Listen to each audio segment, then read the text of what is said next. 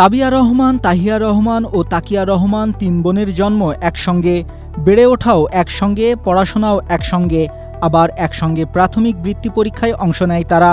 পরীক্ষায় সাফল্যও অর্জন করেছে তারা। তিন বোনই ট্যালেন্ট পুলে পেয়েছে বৃত্তি। ছোটবেলা থেকেই তিন বোন ছিল মেধাবী, শান্তশিষ্ট ও শৃঙ্খলাপরায়ণ।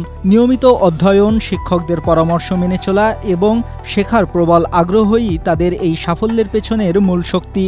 বর্তমানে তাহিয়া ও তাকিয়া একই বিদ্যালয়ে ষষ্ঠ শ্রেণীতে পড়লেও তাবিয়া অন্য আরেকটি স্কুলে অধ্যয়ন করছেন।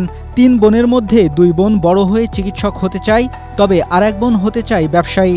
জীবন অবাক না করলে কে করবে? 28% মিল্ক ফ্যাটের অবাক করার সাথে ফ্রেশ মিল্ক পাউডার। জীবন অবাক করুক প্রতিদিন। আমার মা বাবা আমাকে অনেক উৎসাহ দিয়েছিল।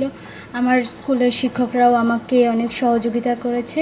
এই বৃত্তিটা পেয়ে আমি সত্যি অনেক খুশি হয়েছি। আমি বড় হয়ে একজন ডাক্তার হতে চাই।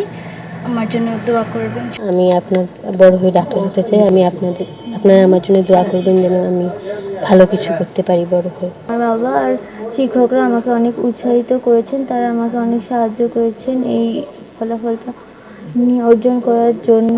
আমি বড় একজন বিজনেসম্যান হতে চাই। কুড়িগ্রাম জেলা জজ আদালতের আইনজীবী তারিকুর রহমান তারিক ও গৃহিণী শাহিনা আক্তার দম্পতির ঘরে একসঙ্গে জন্ম তিনজনের। তারিকুল জানান, মেয়েদের এই সাফল্যে শিক্ষকরা অক্লান্ত পরিশ্রম করেছেন, তবে সবচেয়ে অবদান স্ত্রী শাহিনা আক্তারের।